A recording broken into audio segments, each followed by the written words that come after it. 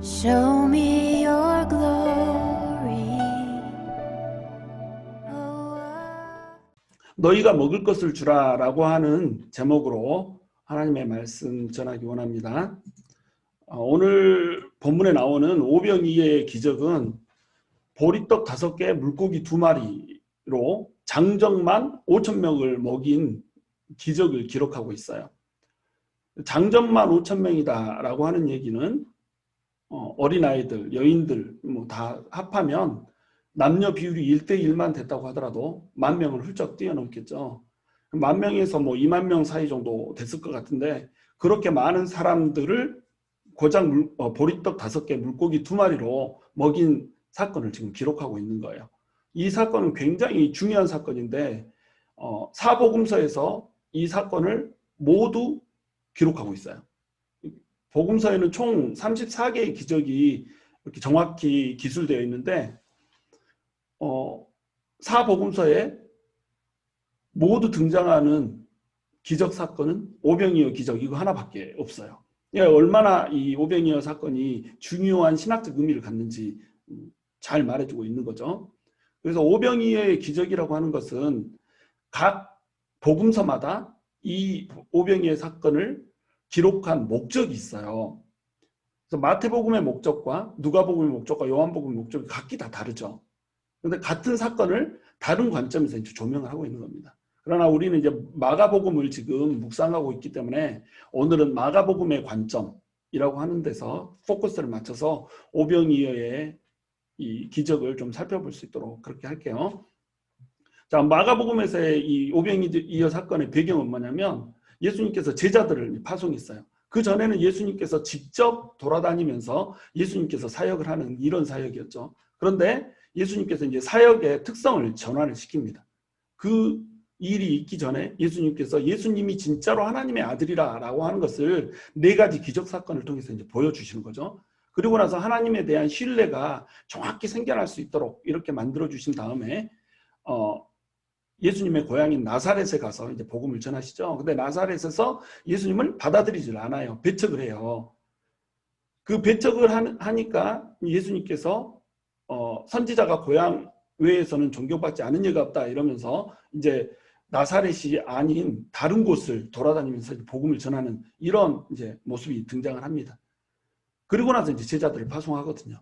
제자들에게 이 모습은 굉장히 의미심장해요. 예수님께서 복음을 전해도 사람들이 받아들이지 않더라라고 하는 얘기는 뭐냐면 제자들이 복음을 전했을 때도 마찬가지로 사람들이 받아들이지 않는 곳이 있을 것이라는 것을 얘기를 해주는 거죠. 그래서 하나님의 아들이라고 하는 것을 증명하는 4가지 기적 사건 이후에 예수님을 받아들이지 못하는 고향의 사건이 여기 기술이 되는 겁니다. 제자들에게 힘을 내서 너네가 거부를 당하고 거절을 당하더라도 너네 잘못이 아니기 때문에 힘을 내서 복음을 전해라 라고 하는 것을 얘기를 해주는 거죠.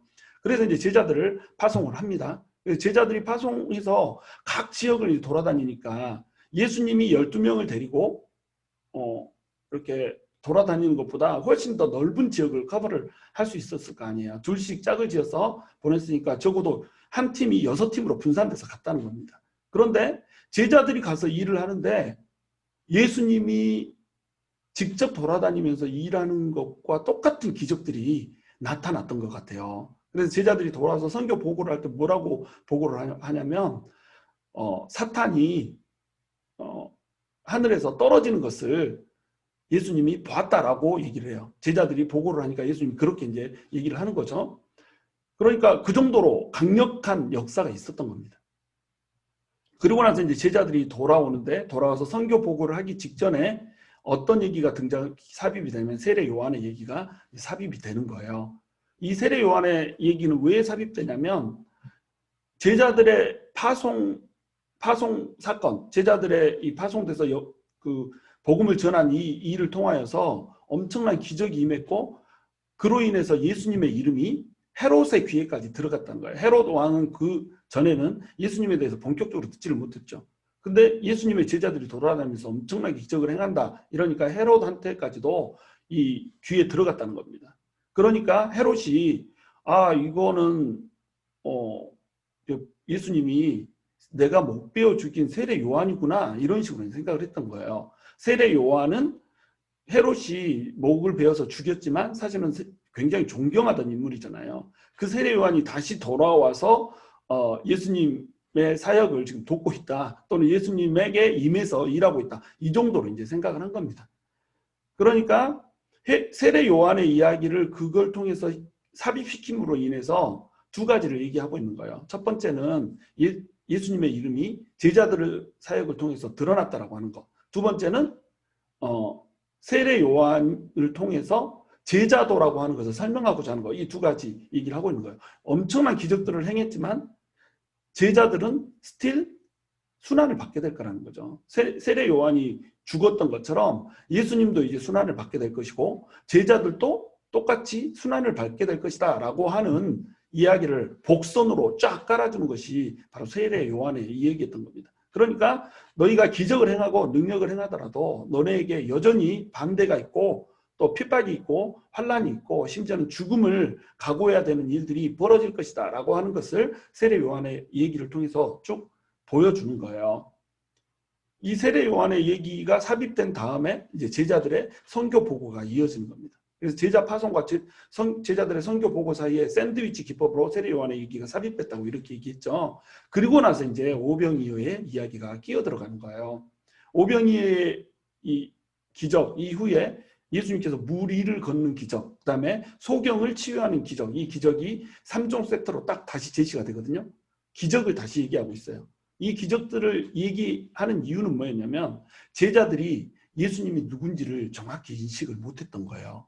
하나님의 아들이라고 하는 것을 4가지 기적 사건을 통해서 보여줬는데 제자들은 아직도 눈이 가리워져서 예수님이 누구인지를 정확히 모르고 있는 겁니다. 예수님의 정체성을 지금 헷갈리고 있는 거예요. 그러니까 이 정체성을 명확히 해주기 위해서 예수님이 어떤 분이신지를 명확히 얘기해 주기 위해서 다시 기적 사건으로 들어가는 겁니다. 그래서 세 번째로 제시된 게 소경의 눈을 뜨는 사건이 제시가 되잖아요. 예수님의 제자들이 눈먼 소경과 같아서 영적으로 눈이 가려져서 예수님이 누구인지를 그 많은 기적 사건들을 보면서도 깨닫지 못하더라 이건 거예요. 그리고 헤롯의 이야기가 들어가면서 세례 요한을 삽입을 하잖아요. 세례 요한을 삽입할 때 헤롯의 이야기부터 시작을 해요. 헤롯이 내가 목 베어 죽인 세례 요한이 살아서 돌아왔다 이렇게 얘기하거든요. 그러니까 헤롯이 지금 하고 있는 예수님에 대한 인식은 뭐예요? 선지자 중에 한 명이라는 겁니다. 세례 요한 밑으로 보는 거예요. 그러니까 사람 중에 한 명으로 보는 거죠. 요즘으로 치면 예수님을 4대 성인 중에 한 명, 굉장히 탁월한 도덕성을 가졌던 어떤 한 인간으로 예수님을 바라보는 거예요. 근데 예수님께서 하고자 하는 얘기는 뭐예요? 나는 선지자 중에 한 명도 아니고 4대 성인 중에 한 명도 아니고 전능한 하나님이다. 그리고 내가 너희를 돌볼 것이다 라고 하는 얘기를 지금 해주고 싶은 거예요. 제자들에게 지금 이 얘기를 해주고 싶은 겁니다. 그러면 마가복음의 독자가 누구라고 했죠? 1차적 독자는 로마에 핍박받는 그리스도인들이란 말이죠. 로마에 핍박받는 그리스도인들은 지금 세례 요한과 같은 처지에 놓여 있단 말이에요. 악에 의해서 핍박당하고 또 옥에 갇히고 생명까지 잃게 되는 이런 상황을 로마에 핍박받는 그리스도인들도 동일하게 겪고 있다는 겁니다.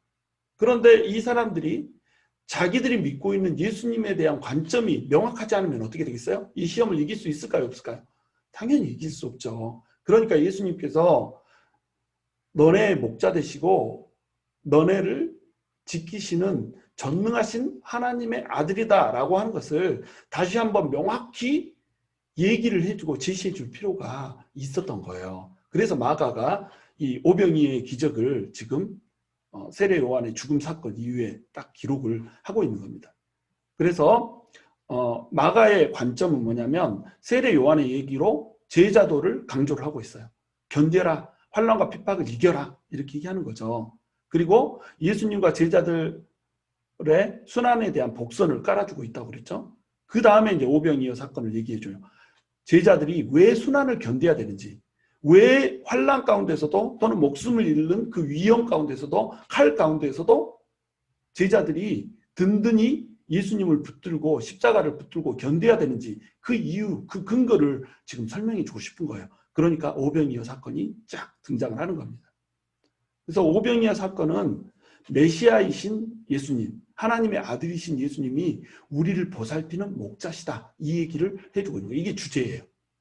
그 다음에 그러므로 제자들이 어떤 자세를 가지고 예수님을 대해야 되는지, 그리고 어떻게 세상에 나아가서 행동해야 되는지, 이것을 보여주고 밝혀주는 것이 바로 뭐다? 오병이어의 기적이다 이거예요. 오병이어의 기적이라고 하는 것을 마가는 이런 관점으로 지금 기술을 하고 있는 겁니다.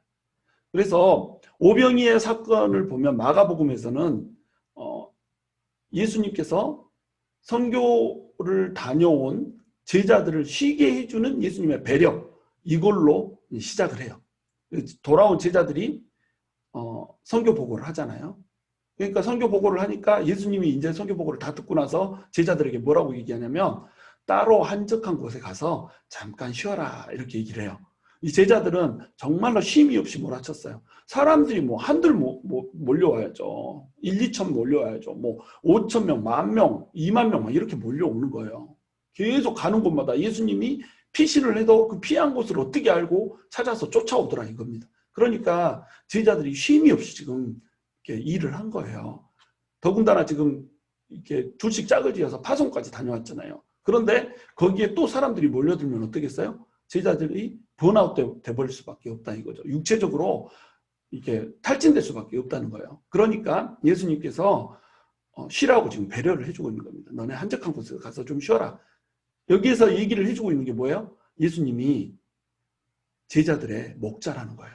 제자들을 일하는 도구로 이렇게 생각하시는 분이 아니라 제자들이 힘들고 어려운 것, 그들의 상황과 사정을 너무도 잘 아시고 보살펴 주기를 원하시는 분이 바로 예수님이라는 거죠. 예수님은요, 우리가 정말로 예수님을 위해서 헌신하고 우리의 모든 것을 내놓고 일하는 거 이것을 바라시지만 동시에 예수님께서는 우리의 모든 사정을 아세요. 우리가 무엇 때문에 힘들고 무엇 때문에 아프고 무엇 때문에 어려워하는지 예수님께서 아신단 말이죠.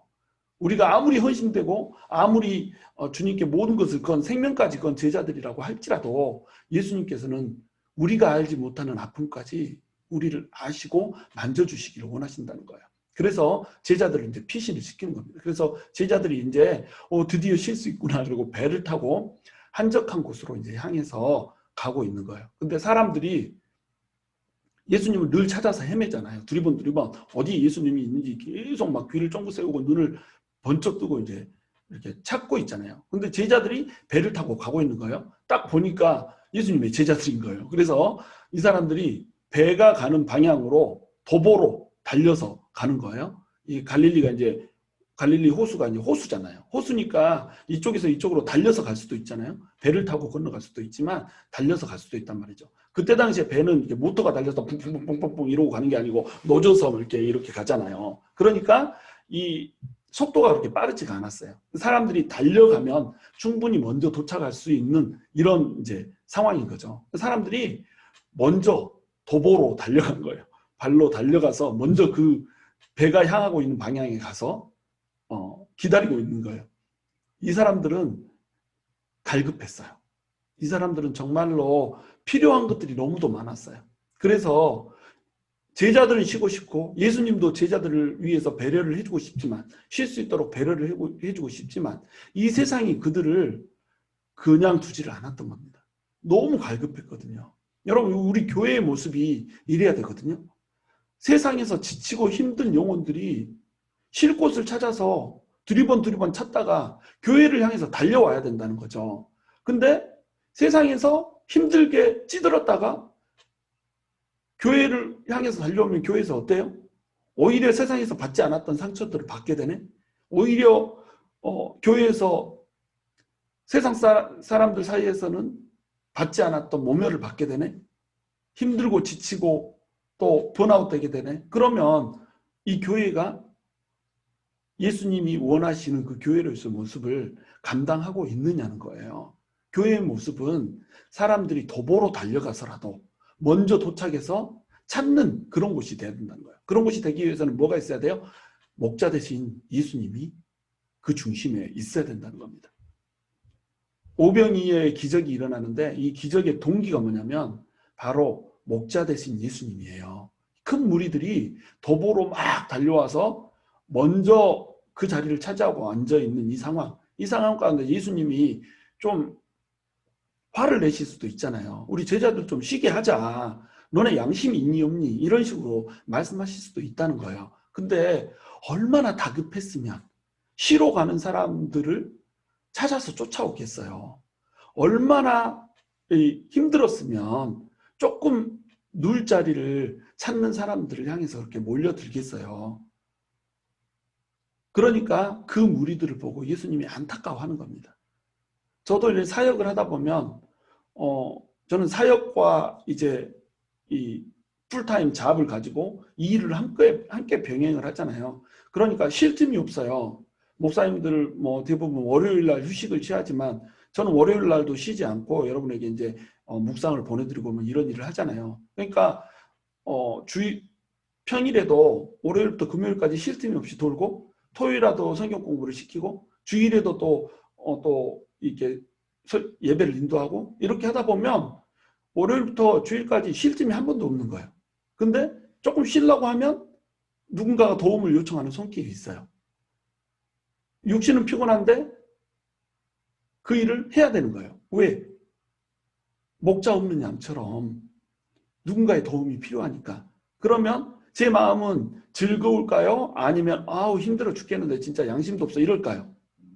당연히 즐겁죠. 왜냐하면 목자는 양을 불쌍히 여기거든요. 목자는 양을 위해서 존재하거든요. 선한 목자는 양을 위해서 목숨을 던지거든요. 이것이 바로 예수님의 심정이었다는 거죠. 그러니까 큰 무리들이 무례하게 쉬고자 하는 제자들을 향해서 달려옴에도 불구하고 예수님의 심정에는 어우 저것들 괘씸하네 라고 하는 마음이 아니라 너무 불쌍하네 라고 하는 마음을 품었던 거예요.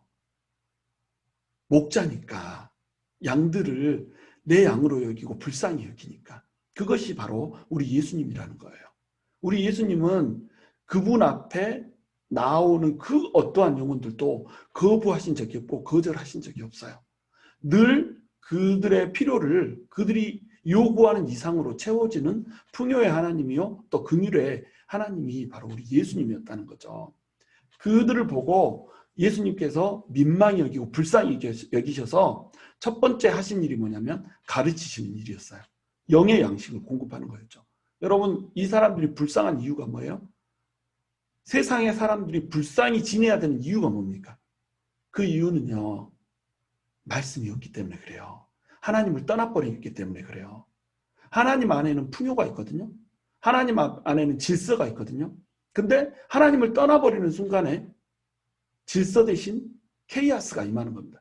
삶이 온통 뒤죽박죽이고 정리가 안 되는 거예요. 혼란투성인 거예요. 하나님은 빛인데 빛 대신 하나님을 떠나버리니까 삶이 온통 어둠투성인 거예요. 하나님은 풍요인데 하나님을 떠나버리니까 풍요가 없어지고 결핍투성인 거예요. 하나님은 온전하신데 온전하신 하나님을 떠나버리니까 사람들의 모든 육신과 영혼과 마음이 온전하지 못하고 병에 걸려서 찌드는 거예요. 그러니까 결국 사람들의 있는 불행, 사람들이 목자 없는 양처럼 유리하는 이 불쌍한 모습, 쉬려고 쉴 곳을 찾는 제자들을 향해서라도 도보를 해서라도 쫓아와야 되는 이 갈급함을 갖는 이들의 긴박함이 도대체 어디에서 오는 거냐는 거죠. 이것은 하나님을 떠난 데서 온다는 겁니다. 그러니까 예수님께서 이들을 보고 맨 처음 했던 것이 뭐냐면 영의 양식을 먹였던 거예요. 여러분 주변에 정말로 결핍되고 어둡고 또 온전하지 못함 때문에 힘들어하는 사람이 있다고 한다면 여러분이 가장 먼저 해야 될 것, 하나님을 알게 해야 된다는 겁니다. 하나님 안에 모든 것이 들어있다는 거예요. 여러분이 먹이는데 한계가 있다는 거예요. 여러분 돈 많으세요? 여러분 지혜가 넘치세요? 여러분 어떤 시스템을 해서 많은 사람들을 먹일 수 있는 어떤 권한이 있으세요? 권력이 있으세요? 없잖아요. 우리가 무엇으로 사람들을 섬기겠어요? 하나님이 그들 아래 거하게 하는, 그들 안에 존재하게 하는 걸로 인해서 그들을 섬길 수 있는 겁니다. 그들이 하나님 안에 들어옴으로써 하나님이 일하시게 하는 거예요. 그러니까 영의 양식을 먼저 먹이는 겁니다. 그럼에도 불구하고 육의 양식이 중요해요. 그래서 예수님께서는 육의 양식을 같이 먹이기를 원하세요. 영혼뿐만 아니라 육신의 필요도 중요하다는 겁니다. 사람이 떡으로만 살 것이 아니요. 이렇게 얘기하잖아요. 사람이 떡으로만 살 것이 아니요. 하나님의 입에서 나오는 말씀으로 산다고 이렇게 얘기하잖아요. 떡으로만 살 것이 아니요. 이 말이 떡이 중요하지 않다는 얘기인가요? 그렇지 않아요. 떡이 더 소중하다는 얘기예요. 사실은 떡으로만 살 것이 아니요. 이 말은 떡으로 산다는 거예요. 근데 떡으로만 살지 않고 영의 양식도 중요하다는 겁니다.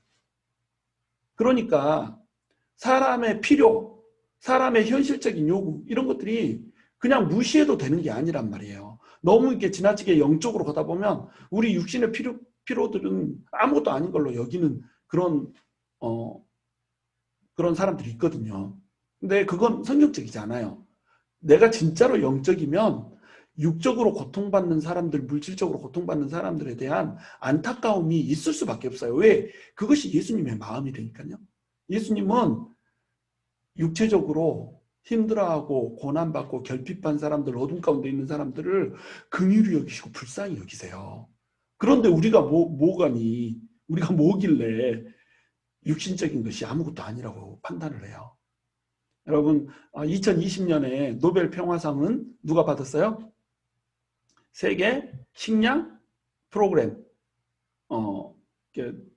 그 UN 산하에 있는 기관이죠. WFP가 받았어요. 이 사람들이, 이 기관이 매년 먹이는 사람들이 1억 명이에요. 82개국에 1억 명의 사람들을 먹이고 있습니다. 참 훌륭한 일을 하고 있죠. 근데 이 말은 또 무슨 말이에요? 매년 1억 명의 사람들이 굶어 죽어가고 있다는 겁니다. 사람들은 결핍해요. 이 세상은 결핍으로 가득 차 있어요. 매년 7억 명 정도가 6억 9천 명 정도가 굶주림 가운데 잠이 들어요.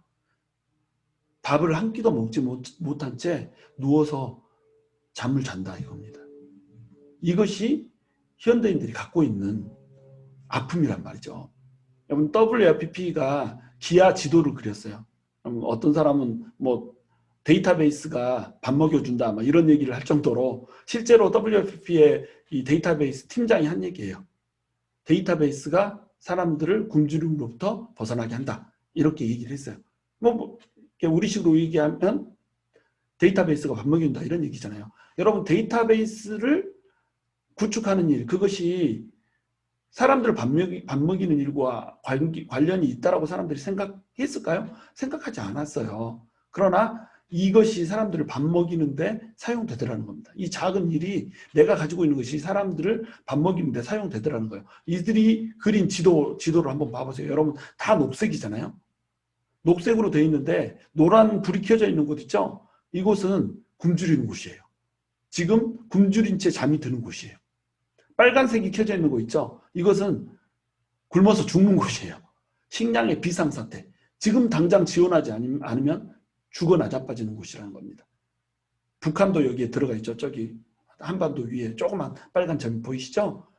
이런 곳이 너무도 많아요. 파란 점으로 찍혀져 있는 거 있죠? 코로나 바이러스로 인해서 근래에 들어서 급격히 식량 결핍이 증가된 이런 곳들을 지금 나타내고 있습니다. 그럼 이 지도를 보면서 뭘 느끼십니까? 사람들은 결핍돼 있다는 거예요. 먹여야 할 사람들이 있다는 겁니다. 누군가가 먹여줘야 될 사람들이 있다는 거예요. 그러면 누군가가 먹여줄 사람이 있다. 이 말은 누가 필요한 거예요, 지금? 누군가를 먹여줄 사람이 필요한 거예요. 2명의 먹여줄 사람이 필요한 겁니다. 2부류의 사람이 필요한 거죠.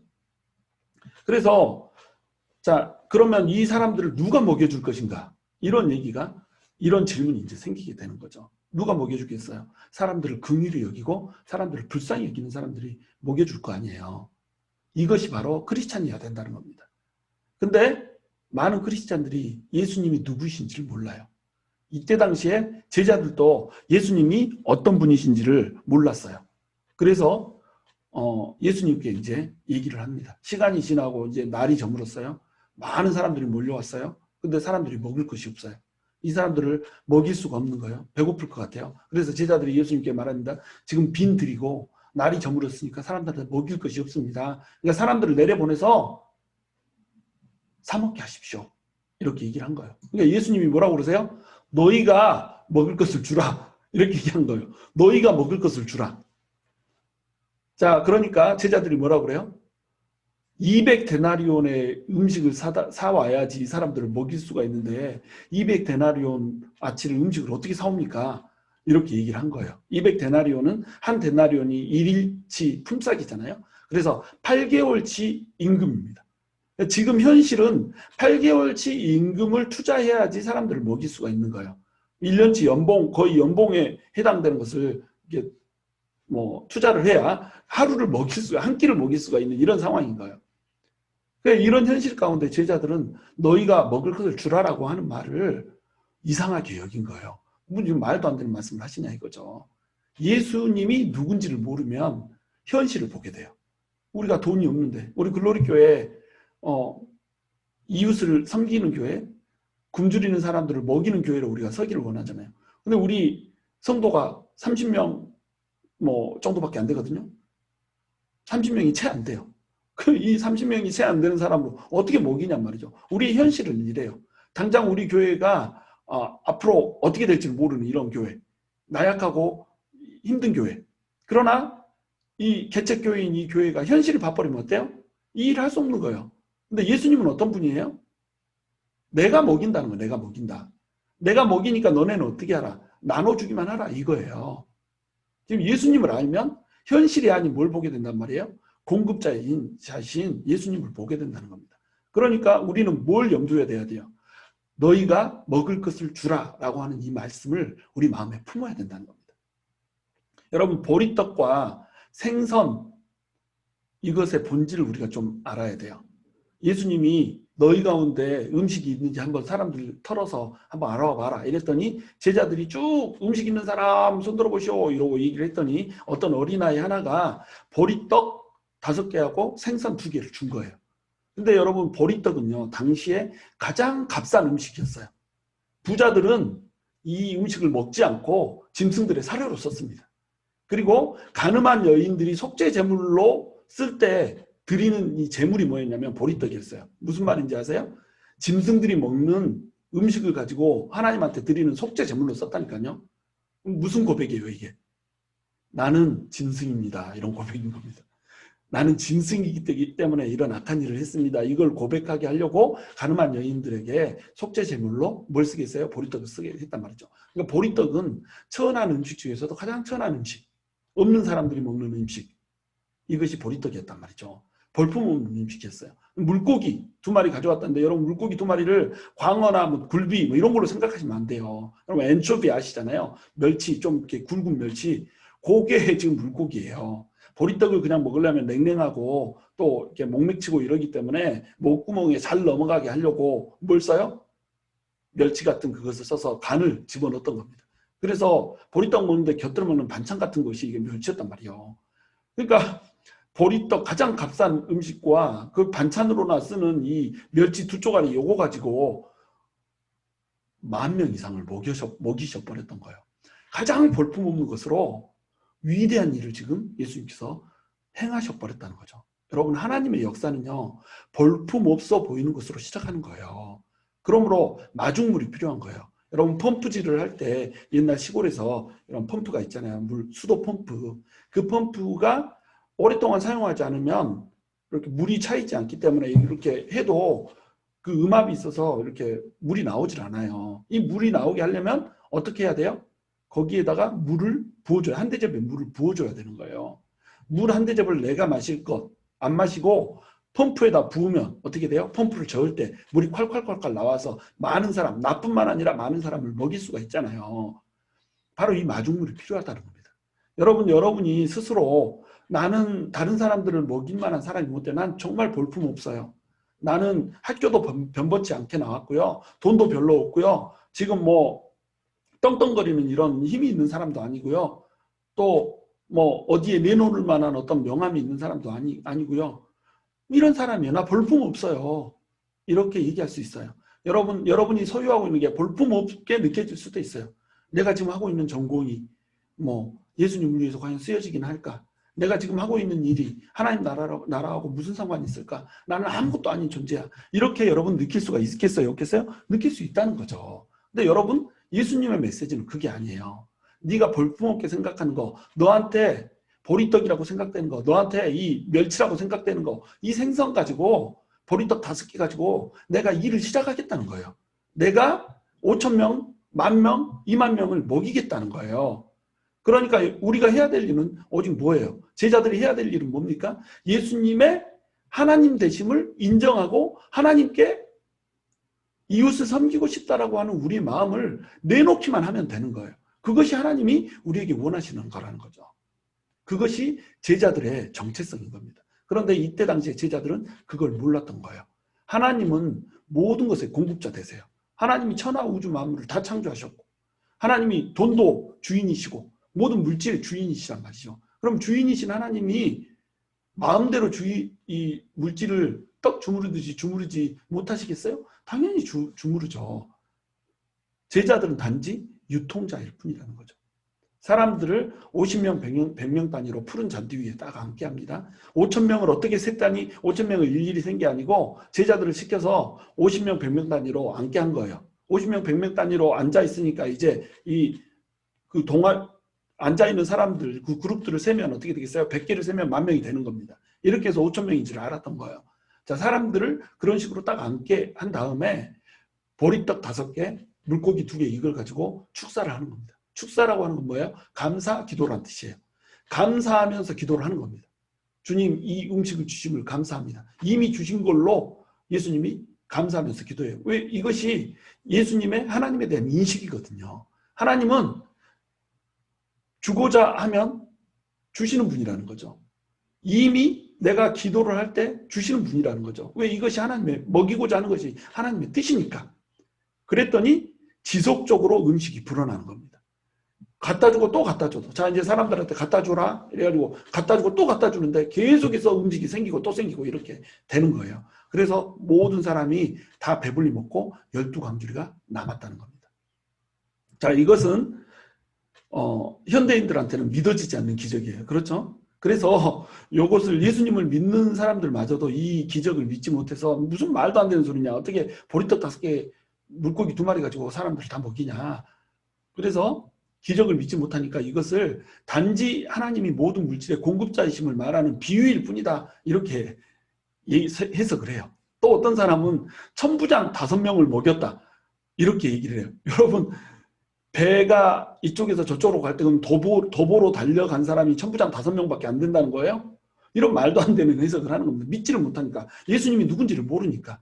그 다음에 어린아이가 음식을 꺼내니까 찔려서 어른들도 자기가 숨겨놓았던 도시락을 꺼냈다. 그래서 10,000명이 먹고 12광주를 이렇게 남겼다.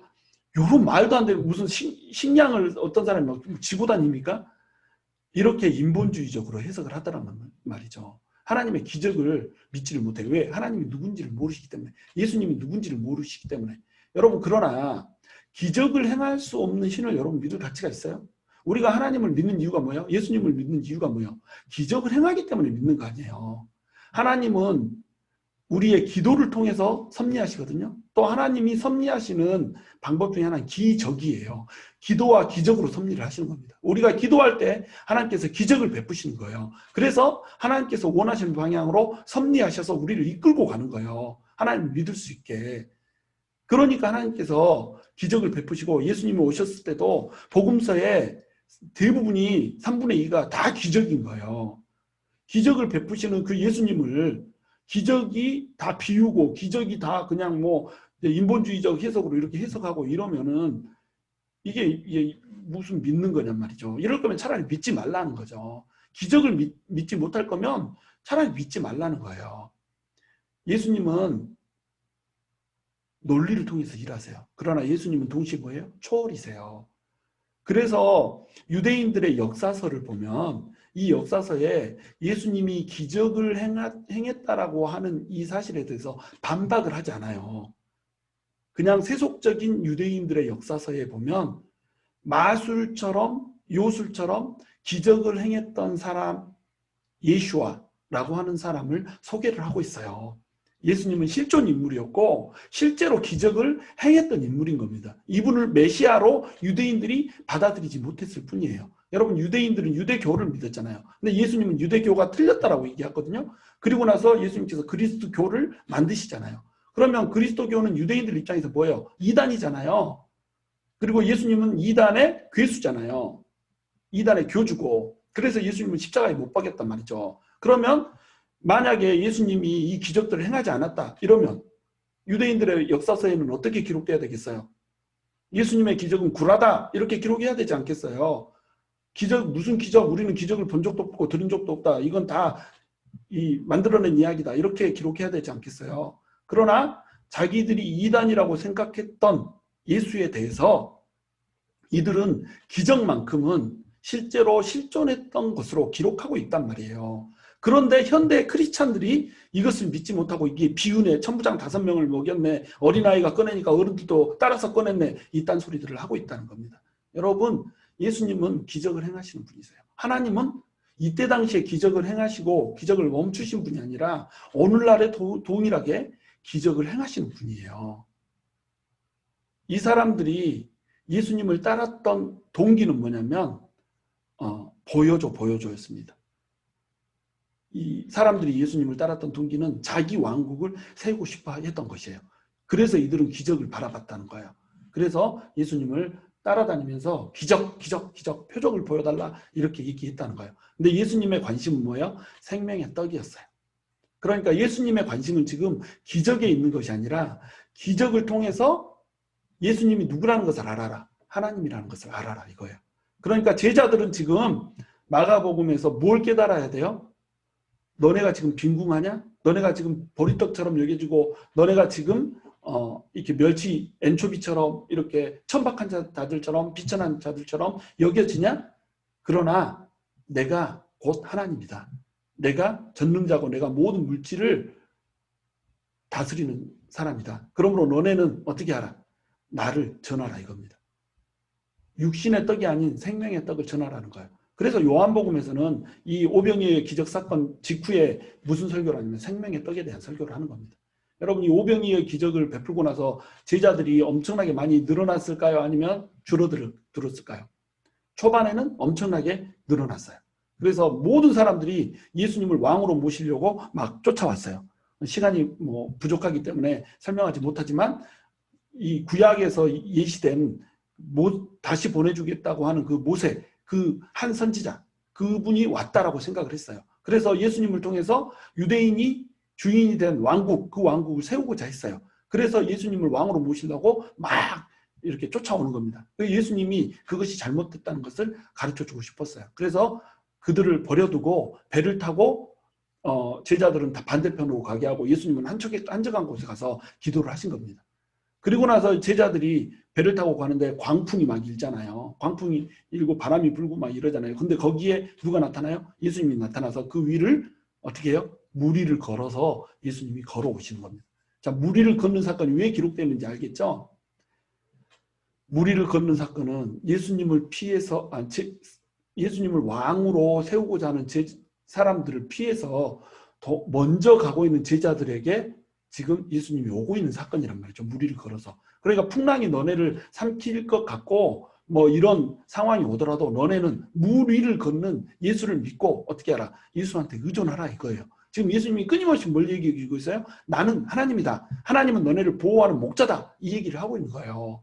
인생의 결핍 가운데서도 궁핍한 가운데서도 인생의 위험 가운데서도 풍랑 가운데서도 너네는 눈을 뜨고 예수님이 누군지를 똑똑히 봐라 이겁니다. 근데 이것을 그때 당시에 사람들은 보지 못했어요. 그래서 예수님을 떠났던 겁니다. 나는 생명의 떡이다. 너네는 육신의 떡을 배가 고파서 그걸 먹고 나를 육신의 떡을 위해서 쫓지만 나는 너네에게 생명의 떡을 주러 왔다. 땅에서 올라오는 그 떡을 너는 찾지 말고 뭘 찾아라? 하늘에서 내려오는 생명의 떡을 찾아라. 바로 그 사람이 나다. 생명의 떡이 나다. 그러니까 내 살을 먹고 내 피를 마셔라. 이렇게 얘기했던 거예요.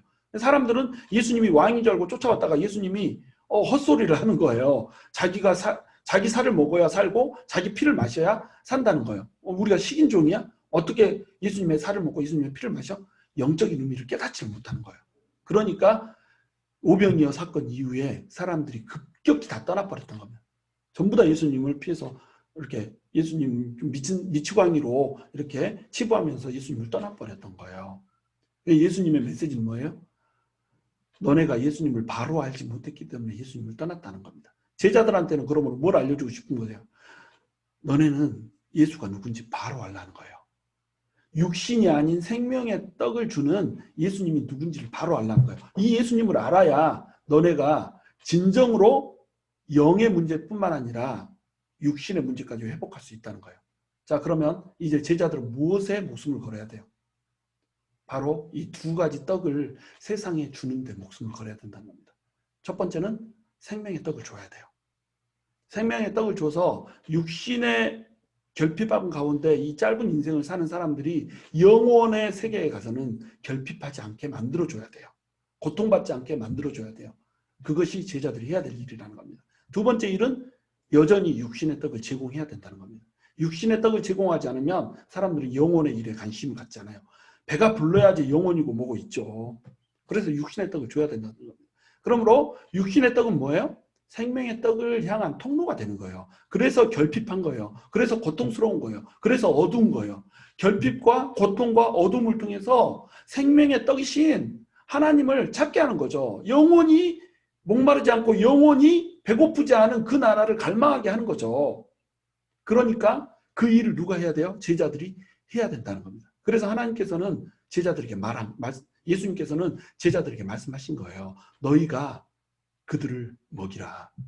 이 동일한 메시지를 예수님께서는 지금 우리에게도 하고 계신 겁니다. 너희가 먹이라. 우리는 세상을 먹이는 자예요.